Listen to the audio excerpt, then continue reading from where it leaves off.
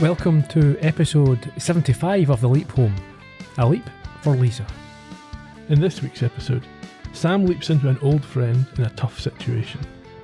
An immediate blunder leads to a crucial change in history as a key witness is lost.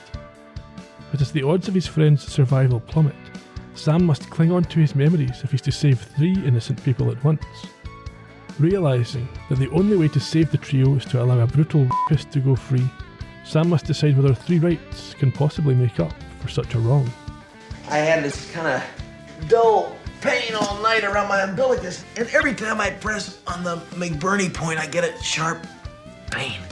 Good evening, Ian. How are things? Not too bad, Jerry. You feeling any symptoms today? McBurney point has given me a bit of a tingle. My McBurney point's been fine for years. Since you had that procedure. Yes. The last episode of season 4. Yes, we can do a wee review maybe at the end of this one. Our review seems quite well, formal. We can pick out something. Yeah, mention a few episodes we like. We played fast and loose with the format and the rules a little bit in this week's episode. They entirely changed everything we know. My entire world, Quantum Leap world, collapsed around me.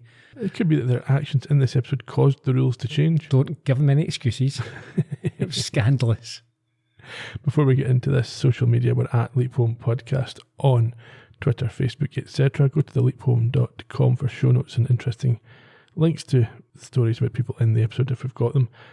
Every episode's available 1 week early on YouTube, except for next week's episode because it's going to be delayed because it's the end of the season break. But head to Columbo Podcast Productions on YouTube anyway. Hit that notify button and it'll help us out greatly. Thank you very much. We've got a lot to get through this week, I think. Are you ready? I am. Let's crack on.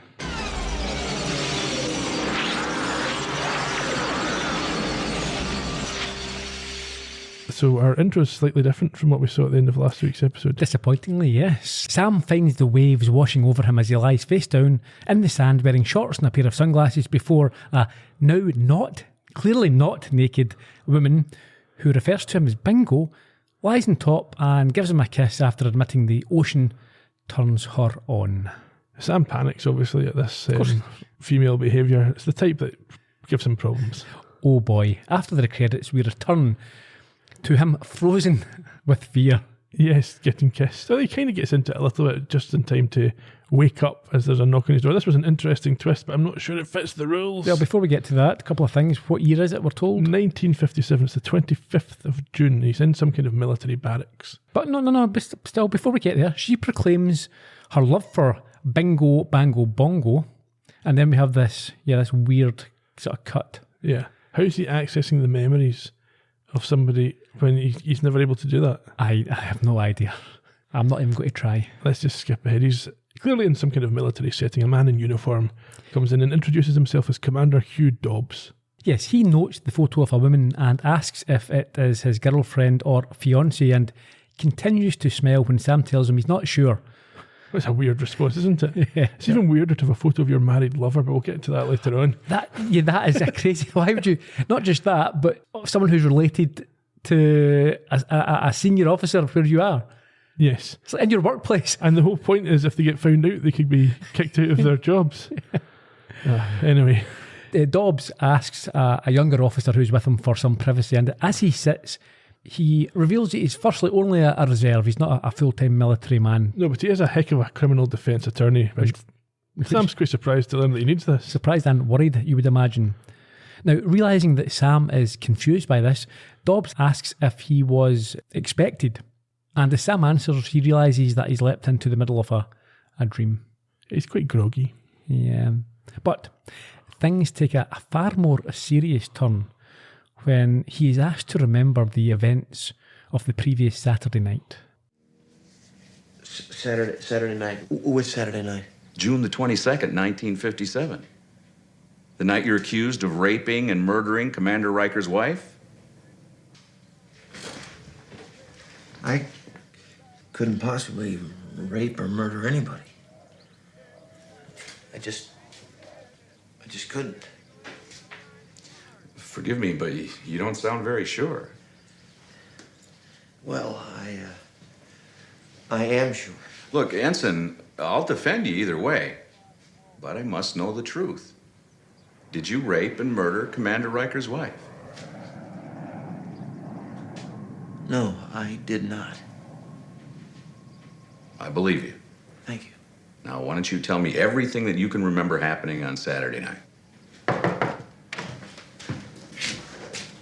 Sorry to interrupt, sir, but it's important. If I could have a word with my wingman in private, sir?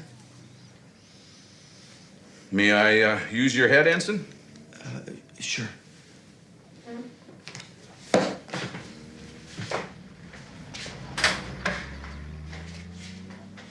Sure.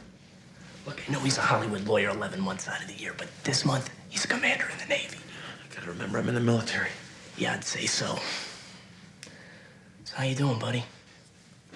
Oh, I'm a little confused. I think I can fix that. How'd you like to see Lisa? Lisa? Yeah, I tried to sneak her in here, but that gyrene guard at the door looks like he's all business. So he told Doc Berger about the sex show he saw in Tijuana last Thursday. And I promised I'd take him there if he puts you and Lisa in a room together. And how would we do that? You gotta get sick. Sam up to his usual of assuming that he could not possibly have been guilty of what he's been accused of with no information or evidence at all. That's true. He's been a murderer before. Mm-hmm. Serial killer, yeah. So it's not true that he can't be a killer. No. Now, at this point, Sam works out that Lisa, who was referred to there, is a nurse, and that she is the woman from the dream.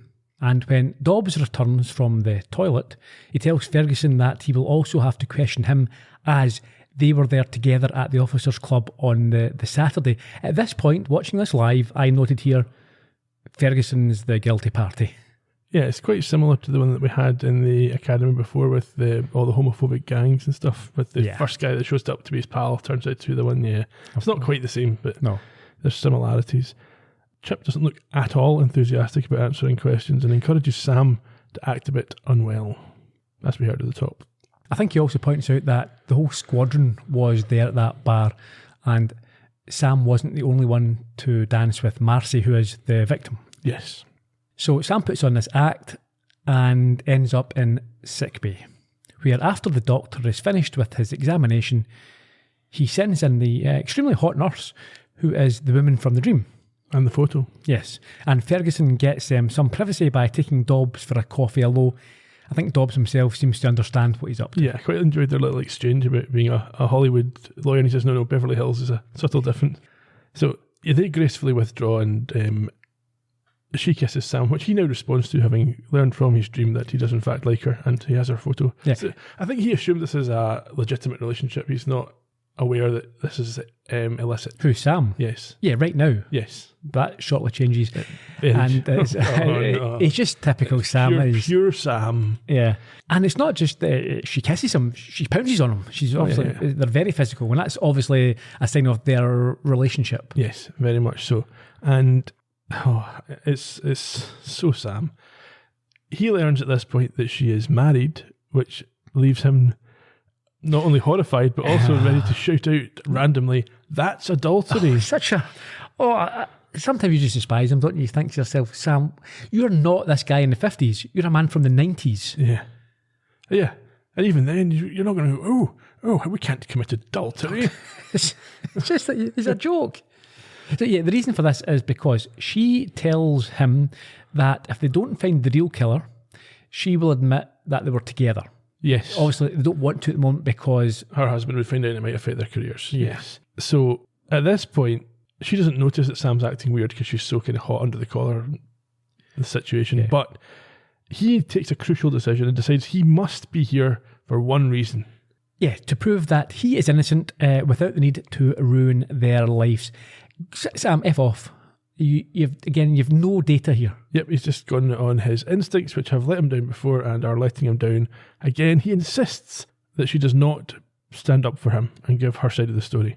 Yeah, because she's happy to tell Dobbs when he returns. Yep. But he changes her mind here. Absolutely. Which is, I think, pivotal to the future or the history. Yes. So Dobbs and Chip return. Chip indicating he's acquired a starlet's phone number in the conversation, and Dobbs repeats this girlfriend or fiancé question as Chip and Sam share a look. Yeah, and to be clear, Lisa leaves without saying a word. Absolutely. So we're back in his dorm that night, and I thought to myself, why is he just in a normal dorm?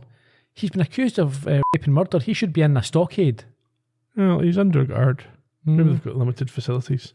I'm not sure. I think every one of these facilities would have a jail quarter. Yeah. No, I think in the previous one he was getting followed around by a guard. He was still allowed to stay in his own. No, but that's because of an accusation about the whole homosexual. It wasn't because of murder or anything. Yeah, This is rape and murder. This is violent. This is about as bad as it can, Yeah, it can get. I don't think he's been charged at this point. I think he's just been suspected. So They must be charged. They're about to go to trial. they're not about to go to trial. Well, It ends up that they go to trial when Riker steps forward with his evidence. But I think in the original history, the lawyer sorts it all out at this point. So it's Right. not. I mean, Al doesn't even remember being on trial when he shows up right now as Sam's looking at Lisa's photo.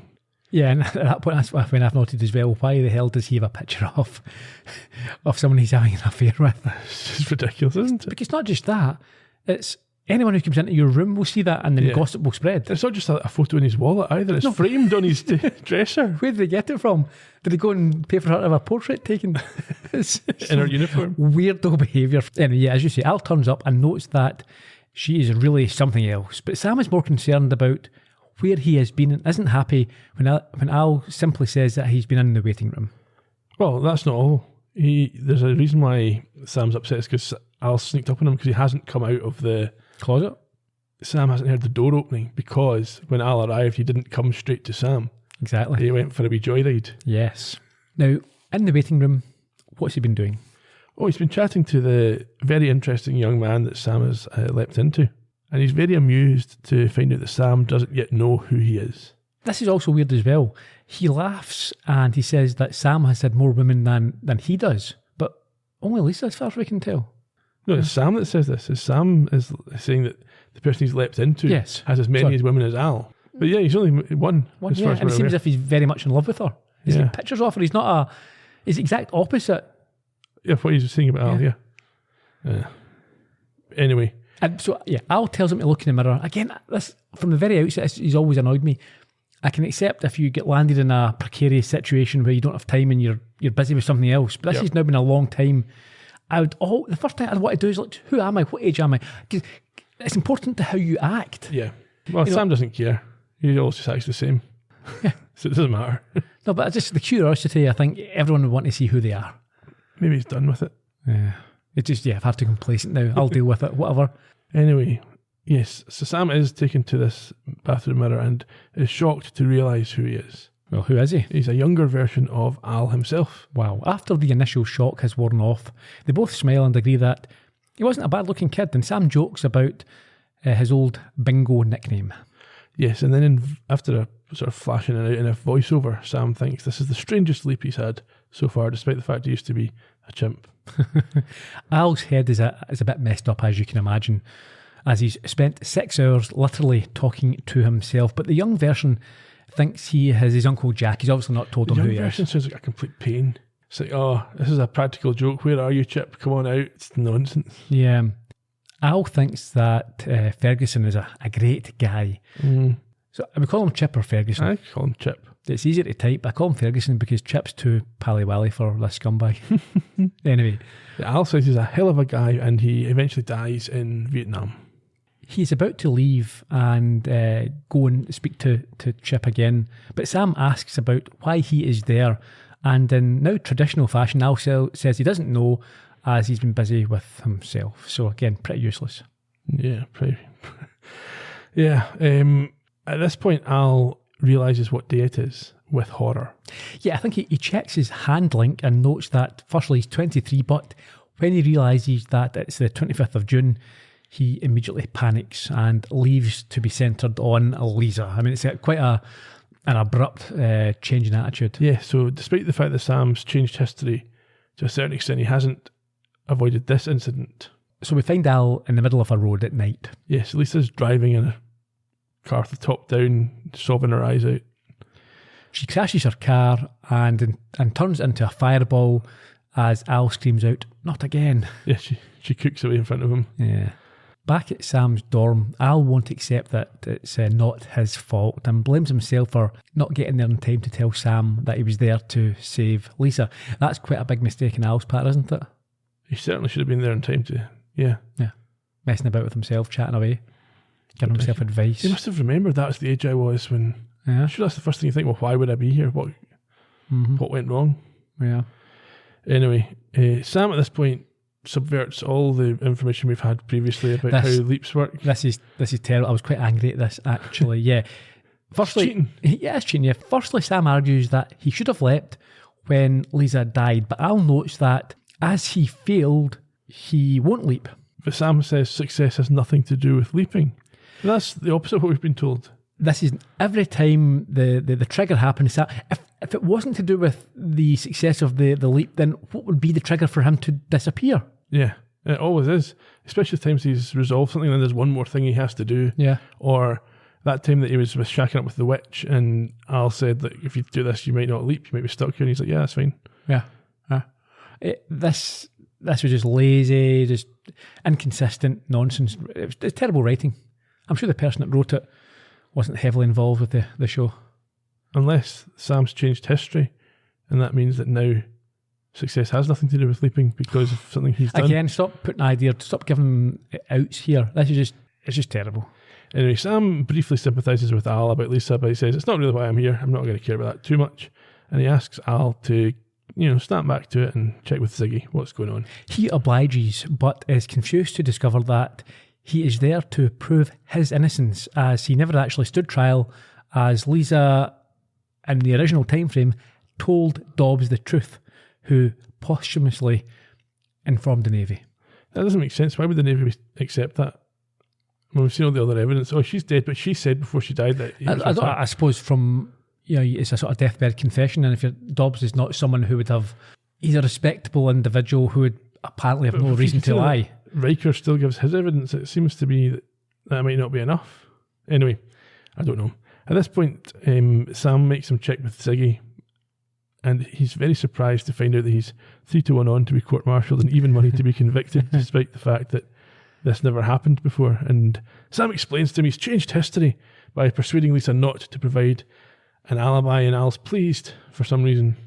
Yeah, well, he says that it's going to mean that there'll be no more gossiping about Lisa behind her back or behind her over her grave. Yeah.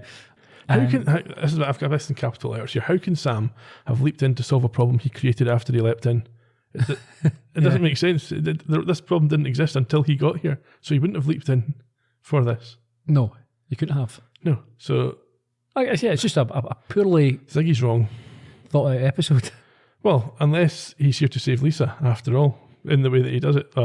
Anyway. But as you say, Al is surprisingly sanguine about his situation and decides to head to the bar and relive some more of He's not just sanguine, he's happy. Enthusiastic about this next trip. Yeah, he wants to go and check out his old buddies in a more positive environment. It's not even like he's troubled when he gets there, he's really happy. Yeah.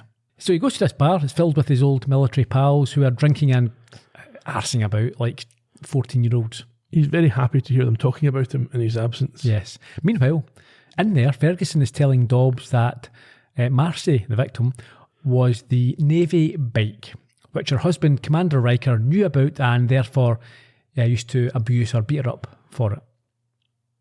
Yeah, apparently this is an initiation and she never slept with any of them more than once, but Al turned her down, which got her going, and she was practically raping him on the dance floor. This is a fantasy written by a man. No women are like this. There wouldn't be a woman like this in this scenario. Yeah, because Al, or we'll call him Bingo, I think there's too many people there. Right, okay. So Al, Bingo, the young Al, knocked back Marcy, and this only made her want him more. Apparently. Mm-hmm. And I think Riker, he witnessed this, which only made him... Yes, he looked like he wanted to kill them both, he says. Yeah. And as they talk, I think we catch up with Al listening to a story about how he banged 3 triplets, and that's how he got his name, Bingo Bango Bongo. Yeah. Anyway. We head up to Sam's room now. He's brushing his teeth and I think mocking or imitating Al, saying he's in deep caca, at which point he is very irregularly approached by Commander Riker. This shouldn't be allowed. It's not, but he's pulling rank on the guard outside. I suppose he does say that if I wanted to kill him, he'd be dead. And so would you. Yeah, he tells this escort to leave and then orders Sam to stand to attention. He then stuns him by declaring that he should have slept with his wife and not made an embarrassing scene. I just find it hard to take this serious. It's such a bizarre fantasy of it's just a sick old man. Some people, I mean, that's a very popular niche. I'm led to believe the old cuck stuff these days. But anyhow. This is... Okay, well, let's just go in and bear it. Let's get through this. He tells Sam that if he was older, he would understand, which makes no sense. Not really, no. I mean, I think if you've got that type of kink anyway, it can happen at any age. It's not something you grow into necessarily. I hope not. And at this point, Sam states that he did not kill his wife and is shocked to hear that Riker believes he witnessed him do it. I was on the cliff. I watched her run from your car. I watched you catch her, tear her clothes off. You watched your wife being raped and did nothing to stop it. It was some kind of game, wasn't it? You didn't want to sleep with Marcy, you wanted to rape her. I didn't rape your wife. So Saturday night, she decided to play along. That's it, isn't it? You're sick. So was Marcy. That was the beauty of our relationship. We were both equally perverted. And when there's equal perversion, there's no perversion. Just pleasure.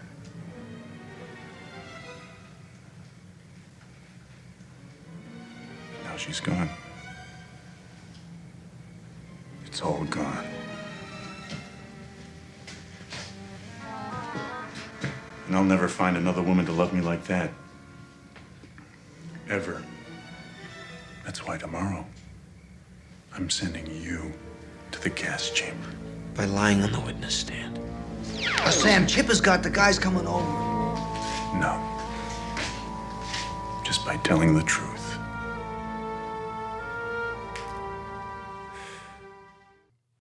Riker there with the old Fred and Rose West defence. If they're both perverted, it's not. I mean, they cancel each other out. It's like a pause. I mean, two menaces and it's cool. It's legal. It's fine. Nothing to see Two here. consenting adults, as long as one of them consents. To the absolute banger. Anyway, after he leaves, as we heard there, Al turns up, but is adamant that what Riker claimed was impossible and tells Sam that it's his fault for changing history, which is correct. Well, he didn't change what happened before he got there, though. Yeah, that's true. And Sam is now of the opinion that Al might be lying to him. Is he? Well, he doesn't say it out loud, but you can tell that he's thinking it. He thinks that Riker was persuasive, at least. Yeah. And Al tells him that he wasn't even accused of this in 1957. And unfortunately, it's now over 80% likely that he will be convicted and executed. So Sam tells him he'll find out who really did it. But Really? in any case, if someone dies, it's going to be him, not Al. But Al thinks, no, that doesn't make sense because you're me. Yeah. And also, he starts to freak out about the whole thing. Sam tells him to stay calm and go back and chat to Bingo.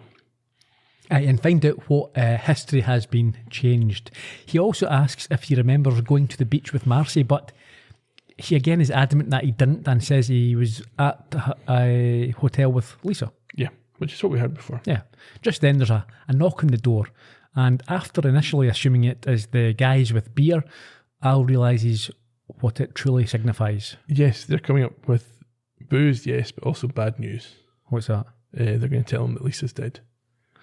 He doesn't want to hear this, so he leaves. And in the waiting room, he tries to explain the physics, the science behind what's happened to him to Bingo, who understandably doesn't believe him and still thinks Ferguson is behind a prank. This is quite the prank. Yeah, and he's taking it too far. Just accept that you're in the future. Yeah, at what point do you accept you're in the future? I don't know. But when Al brings up the subject of last Saturday night, he suddenly realises starts to believe he's being interrogated and starts shouting out into the ether that he didn't kill anybody. Yeah, I think he starts to panic a little bit because he can't remember his sister Trudy's name or his own surname. And Al has to fill him in and explain about the Swiss cheese phenomenon syndrome.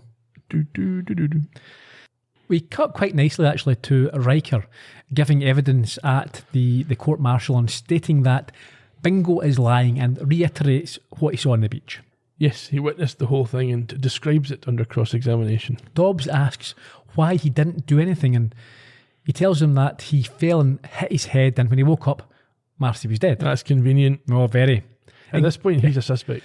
Yeah, without a doubt, yeah. Incredibly, he has another admission. Yes, he watched it for 2 minutes, apparently. Before trying to get down the hill. At this point, I think it's quite a good response. Dobbs starts to demonstrate how long 2 minutes actually is. The court's not having it. No, he's told to get on with it by the judges. It says it can be an instant or a lifetime. It's 2 minutes. It's always the same. The whole point is it's not different. I don't think an instant watching your wife be murdered, that's not going to go by in a flash, I don't think. At this point, Dobbs pushes Riker on why he didn't shout out. Yeah, things get crazier at this point. What's his response? She deserved it. I mean, that's...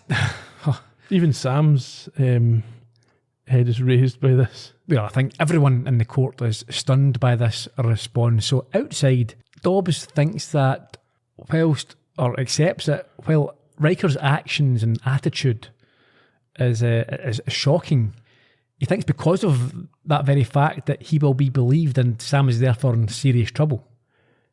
Yes, and he can't work out why Riker would be lying. Yeah, I think Sam suggests that maybe he was responsible himself. Yeah, Dobbs isn't buying it though, because like Sam the night before, he thinks Riker believes this. Why? Why does Dobbs think He's that? just persuasive. Okay. And why would he say this if it wasn't supposed to cover for himself killing her? But then, yeah. At this, Al reappears and wants to talk to Sam urgently. So he excuses himself from Dobbs, but can't get rid of an escort attached to him. Of course can't. He's been accused of murder and Yeah. Anyway, an agitated Al tells Sam that he's now at 92% likelihood of getting convicted, and it climbs as they speak. Yeah, and he snaps that he needs to undevastate Riker's devastating testimony. Sam agrees and decides that he needs to find the real killer, but has this little matter of a trial to contend with. As the conviction rate hits 100%, there's a change. Tell me. Well, Al becomes very English and has a different face. Yes, he's replaced by a more distinguished gent who doesn't know why Sam is staring at him. He asks where he got the hand link from and where Al is. And after putting his hands through him, he realises what he is. You're a hologram. You are a hologram. What happened to Al? What happened to Al? Al? Oh, that young pilot that you leaped into. Yeah, there's no change. Yeah, he's still found guilty and sentenced to die in the gas chamber. He dies in the gas chamber. Yeah, midnight. October 6th, 1960. Oh, my God. I've changed history and I've killed Al. Al's in the waiting room. Young Al is. Old Al is dead. Old Al? Admiral...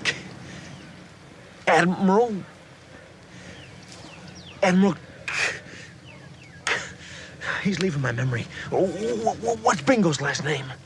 Yeah, Ensign Calavici. Calavici. I gotta remember that.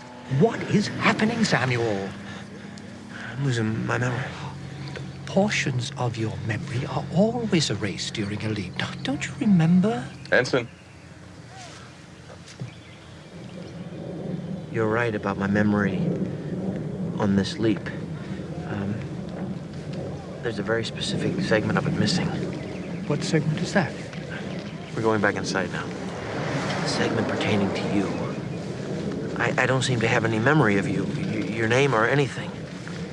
St. John. Edward St. John V. Nice to meet you, St. John. Rather. St. John, I believe that Commander Riker is trying to frame me for the murder of his wife.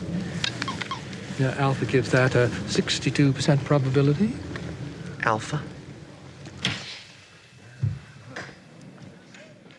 So as they walk back into the court building, Sam recalls what Alpha is.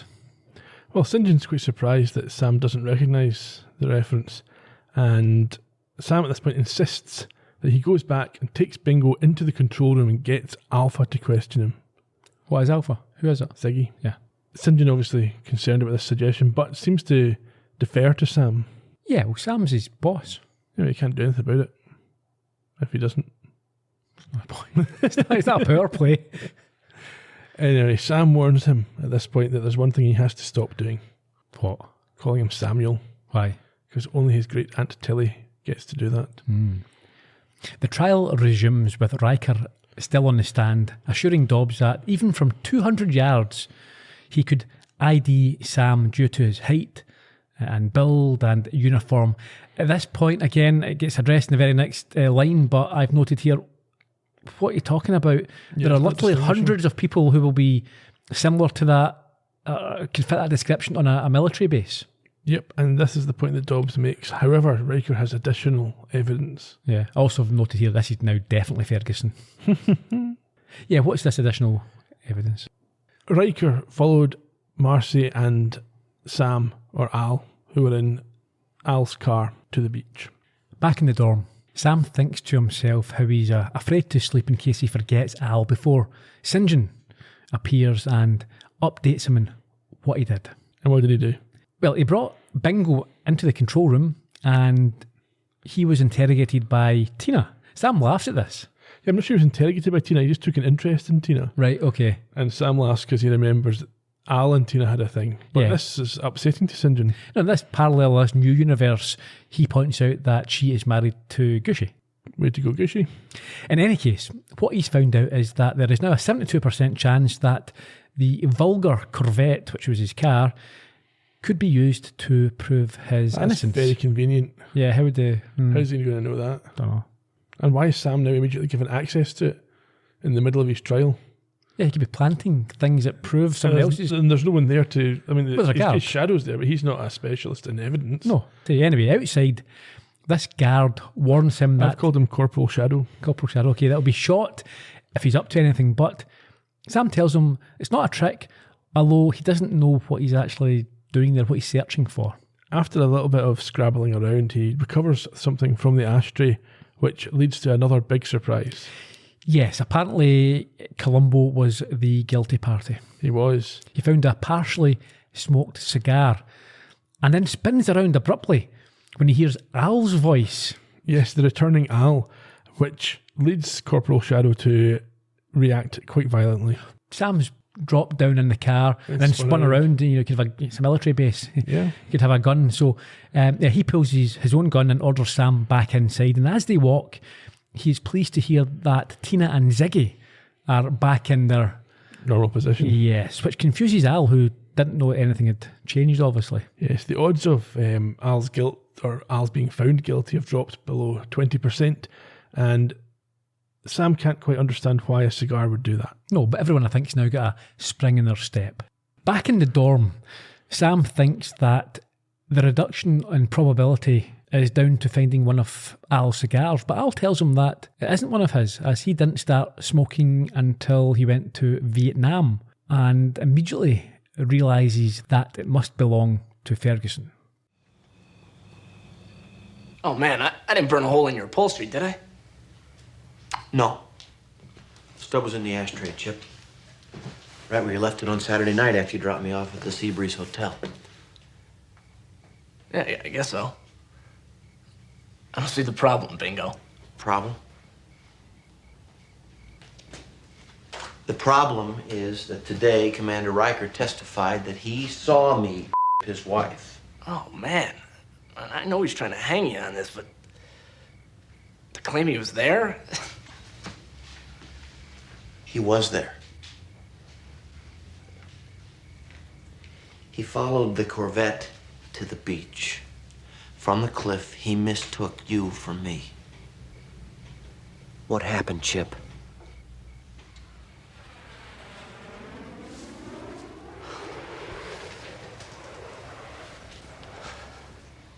She was a tramp. A real tramp. But I loved her. Loved her from the first time we slept together. First time, last time. That's the way she played it. What happened, Chip? After I dropped you off at the hotel to meet Lisa, I went back to the yacht club.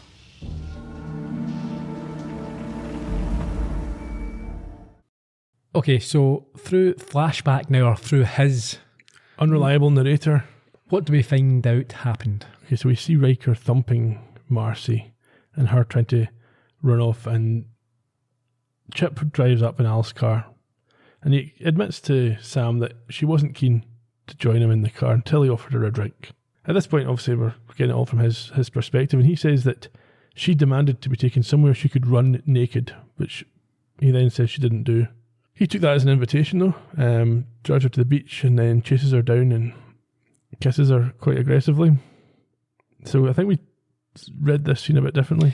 Yeah, I think we've both came to a different understanding of what's went on here. You think he raped her. I don't, because it's his side. This is from his mouth. So he's not admitting. Why would he admit to that? Well, I think he doesn't see it as rape because she sleeps with everybody.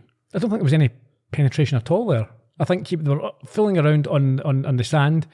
Maybe she got up to go, but she was, as far as I can tell, it's only a brief clip, it's dark and you can't tell, but the very last scene before she dies, she's on top and has a smile on her face. She stands up and then falls. If it was someone else's story, Ferguson sounds like a scumbag and his language here is deplorable. However, the fact, there's two things here that are interlinked. One, this is his own story. Okay. So why would he be admitting to rape? He wouldn't be. And then secondly, if he had done that, if he had admitted that, Sam in the next scene, the next second here says, right, listen, you go to sleep and I'll sort it out for you. Why would he want to sort out and help a rapist? He wouldn't. The character shouldn't be doing that. So I don't think that's what we saw there. But you have to watch it in conjunction with what Riker said, that it actually lasted for 2 minutes. But we know Riker's a maniac. He's a psycho. He's happy. He blames. Riker's happy now because I think Riker is happy that this initiation, she done it with everyone once, right? And he could put up with that because it wasn't emotional. Mm-hmm. But if she done it again, then that suddenly becomes an affair. She hadn't done it with Al before, so it still would have only been once. But this time he's watching it now. Okay, but he doesn't know that necessarily. Or he thinks it's Al who she's not slept with. Okay, but remember, he's raging because she really wanted Al. So it's not like it's just some guy. It's part of initiation. She knows she's desperate, so therefore, in his mind, that's because it wasn't just one of the initiation things. I think even in Chip's recollection, he's quite aggressive with her, and she's quite reluctant. Yeah, but like if you're saying he's a rapist, he's not telling the truth because rapists aren't known to be for their honesty and integrity. We know he's not telling the truth because shortly after his recollection, he tells Sam that he wouldn't let him take the hit for this. Yes, but he's been doing that the whole way through, and we know he's about to be sentenced from Ziggy that he would let him be executed, and did let him be executed. Yeah. So we know he's a liar. Yes. Yeah. So he's not going to tell the truth here for something so severe and serious. I think the most likely situation is that he did rape her, and then she died in an accidental fall. But he would admit this. Why would he? I'm still saying that's the most likely thing, given all that we know. That's probably what happened. Potentially. He might not be admitting to it. So I don't know why Sam... Okay, so for some reason, Sam accepts his story anyway and tells him to go get some sleep and he'll try and work things out for him. I mean, that's just... He's not doing that if he's just admitted it to him. He's Al's friend, I guess. And he tells Al, Sam does, after Chip leaves, that he thinks he can do more than just save Chip. Yes, we're back in the control room where Al tells Bingo that they are going to leap him back into himself on the Saturday, and he has to keep Ferguson in his sights until dawn the next morning. This is quite a good bookend because this is exactly what they did in the first episode of this season when Sam got leapt back into the person that Al had leapt into. Yeah. Bingo is still sceptical but asks if Al would do what he's been asked to do if he was him, at which point he admits yes. Yeah. And this seems to, I suppose, hit home. They both stare at each other, look into each other's eyes, and so... A paradox is created. Yeah. We then find, and this bit doesn't make sense to me either, because if they've leapt young Al back into Al, who's in the waiting room now? Yeah. Yeah. Anyway, Sam's pacing up and down. He's very anxious, barracks. Yeah. Al arrives back. It says that they managed to leap him in. They think it worked. And Sam explains to him how this is going to help Lisa. Okay, so Ziggy thinks it's 82% likely that he's back there before Marcy was murdered, but Marcy wasn't murdered. Before she died. Unless she was murdered, we don't really know. We've only got his word for it that she wasn't. Yeah, true. Because Riker had knocked himself out by that point. Yeah, but as far as they're concerned, they believe this story. So it wasn't a murder, it was an accidental killing. Sounds like Ziggy doesn't believe the story. Yeah, well, Anyway, and Sam says this is, although Al's sceptical, Sam explains this will help Lisa because she only died because she was crying, and she was only crying because you were accused, and now you won't be accused because nothing happened. And at this point, I think Sam realises what potentially has happened, and he opens the door to back his theory. Yes, and he finds that Corporal Shadow has vanished into the ether, and here come Chip and Lisa. Yes, he excitedly announces that he and Bingo have done it. This could change quite a lot of Al's life if Lisa doesn't die. Without a doubt. I can't even remember. Who is Lisa the love of his life? And No. that's I'm saying. This is a nobody. This Lisa isn't like died, Sam's backstory where he's got the Donna Lisa, right? This is just Al's went through about 4 or 5 Al wives. already with the love of his life that married the odd guy in MIA. Yes. Yeah. And this leap that Sam makes is a plea for a season 5 to the network, isn't it? Well, firstly, at the door there, we see Lisa with Ferguson, who suggests you all go for drinks, and it's a nice big cheesy smiley happy ending, which again would lead you to believe that Ferguson wasn't guilty of that, because He wasn't yet, because she's still alive now. Yeah, but if you're just but saying, he still feels that way about her, so he's still going to be pursuing Marcy. Yeah, and if he was a murdering rapist, that's still in his within his locker, as it were. Yes, but he's not a consciously murdering rapist. It was just the fact that he had that opportunity on that. He's not planned to murder or rape her. He's just obsessed with her. Yeah. So he probably still is obsessed with her. Yeah. And may well rape and murder her in the future. Or someone else. Yeah, because he's that kind of guy. You need to get out of your system somehow. Well, apparently. Okay, where does Sam leap? He leaps into Dallas, Texas in a front yard, I guess. Holding a rifle and a newspaper as a Russian woman takes an infamous picture of him. Yes, he's Lee Harvey Oswald. Oh boy. He's probably about to have a meeting with the CIA. We've got a different ending and credits theme tunes. Yeah, different music. I didn't recognise the tune. No. But yeah, that was interesting. Yeah, so my first question, how can they justify setting Chip free to potentially rape and kill again? Well, They also don't believe he will. No. But I think that's dubious. Yeah. I didn't like the effect of using Dean Stockwell's voice to dub over the young Al. Yeah, because it would sound different when you're. He was trying to sound different, but I didn't like it. Yeah. I don't think it worked. It looked out of time, and yeah. But I do love Terry Farrell, as everybody should, because she is immaculate. I'd never heard of her before, but yes, I'm now a fan. Look up all her stuff. Certainly will. 6 seasons of Deep Space Nine. No, I won't be doing that. Any other thoughts on this one? No, this season? Just as we said there, I mean, I think I quite like what they're trying to do. I think we discussed earlier, and what they've obviously done is they've said, we need to get Al in a situation where he's going to die and he's in a... Yeah, it's a nice idea with the new hologram. Yeah, but the execution... sadly lacking, I think. Yes, and it's just to say. Contradictory to everything that we've came to learn. All that, if you ignore all the problems, it was quite good fun. It was good fun, yeah. Just a lot of issues, a lot of problems. Yeah. It originally aired on the 20th of May, 1992, directed by James Whitmore Jr. You can hear more about him if you go back to the podcast for Jimmy, but this is just the 8th of his 15, so we'll be hearing a lot more about him in the season to come. Donald Belisario himself is the writer, and we'll save up his bio for next season. Again, you recognise Riker. This is the second of 2 quantum leaps for Charles Rocket. If you want to hear more about him, head back to the podcast for A Little Miracle. Chip, played by Jeff Corbett, his only quantum leap. He's also been in lots of things. Frasier, Spin City, ER, The Newsroom. He's now 58, still active. Dobbs was played by Larry Brandenburg. This was his only quantum leap. He's also in things like Fargo, Shawshank Redemption, Fear and Loathing in Las Vegas, ER. He's now 76. His last screen credit was 2010. The young Al was played by Jamie Walters. This was the second of 2 quantum leaps for him. He was the young Max in the second part of Genesis way back in season 1. We didn't talk about him then. He's also been in Beverly Hills 90210. And after that, not much. The Heights, Catwalk. He's now 54. He works as a paramedic. He was at one point engaged to Drew Barrymore and had a bit of a music career in the 90s. Terry Farrell. Lovely, Terry. Played Lisa. This is our only quantum leap. She's immediately recognisable to me, certainly as Jadzia Dax from Star Trek Deep Space Nine. She appeared in the first 6 seasons of that show before leaving to take a role in Becker, which again she's known for. Not a lot of credits outside that. She was in The Twilight Zone, The Cosby Show, bits and pieces. She married Adam Nimoy, son of Spock, in 2018. They divorced in 2022. She's now 60 years old. Her last serious screen credit was in 2003. I think she's done some fan sci-fi stuff more recently. The judge at the hearing was played by Anthony Peck. This better be good. It's his only quantum leap, but he's also in things like Die Hard, Hunt for Red October, Days of Our Lives, died in 1986, age of 49. He worked quite a lot with director of Die Hard, what's his name? Tiernan. Yes. I think four or five films with him.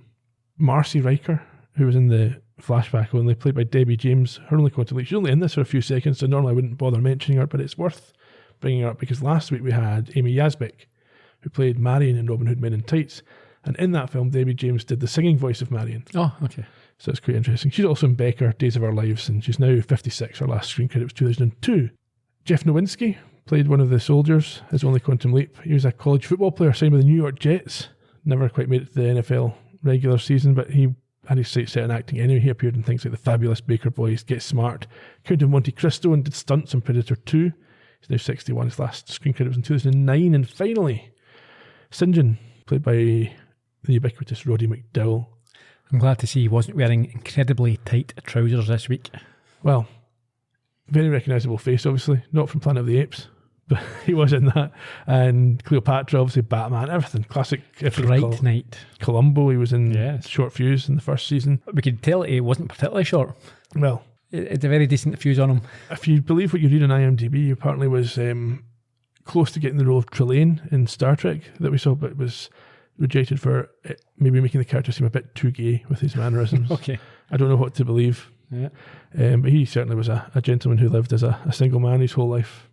Robbed of an Oscar nomination in 1963 by a clerical error when he was accidentally submitted in the leading instead of supporting category for Cleopatra. That must sting. I think it was Cleopatra, maybe something else. Anyway, died October 1998 when he was 70. In terms of trivia, we've mentioned Roddy McDowell before in this show. Have we? I believe so. I believe it was him that supplied the photograph of the young Dean Stockwell in MIA. Yes, you're right, yeah. He's also famously had a massive film collection that the FBI investigated and raided him for. Okay. Like from cinemas. It was before before you had home movies, and he would acquire collections from the studios, and it led to lots of copyright issues. The less said about that type of thing. And apparently he grassed up a whole lot of other folk who also had big film collections when he was investigating. Fair enough. This is the first episode that refers to Ziggy as female, I think. Okay. Again, maybe because of Sam changing history, who knows. We don't learn whether Chip still gets killed in 1967 or not. Nope. At the end. In terms of things that we learned, the whole episode's Al's backstory. Yeah, Al had a sister named Trudy. He started smoking cigars in Vietnam, and Sam had a great aunt, Tilly, who called him Samuel. That's true. In respect of on this date, 25th of June 57, the United Church of Christ formed in Cleveland, Ohio by merging the Congregational Christian Churches and the Evangelical and Reformed Church. A couple of days later, 27th, more or less in the ambit of this episode, 400 people were killed in Louisiana by Hurricane Audrey. Number ones. The UK had a fellow Glaswegian in Lonnie Donegan with Gambling Man / Putting on the Style. Donnie Lonigan. Yep. While in the USA, they had Pat Boone with Love Letters in the Sand. So, season 4 in the books. Any favourite episodes from? Well, obviously I like the Curse of Tahotep. That's my favourite one. You didn't like that? I didn't. I'll give you 5 of mine. 5? I'll give you 5. I'm not going to discuss them. Are you We've going done to that mention already. It's a Wonderful Leap? Yes. Okay. See if you can guess. Alright, see if I can pick out your 5. Oh, this might be tricky. I don't know if I remember all the names either. I'll just tell you. Yeah. Running for Honour. I was going to say that one. The Last Gunfighter. That was fun. Roberto. Uh-huh. Wonderful Leap. And Moments to Live. To Live. You liked that one? Yes, I said it was brilliant. Okay, well, there you go. We've each got our favourites. I'm sure people listening have their own. So, we're going to take a short break. We'll be back in a month or so, I guess. 6 weeks. 8 weeks tops. 12 Definitely before Christmas. And when we come back, we're going to begin season 5 with Lee Harvey Oswald Part 1, where Sam has some notorious shoes to fill, and we will see you in 1963. Until then, Cheerio. bye-bye.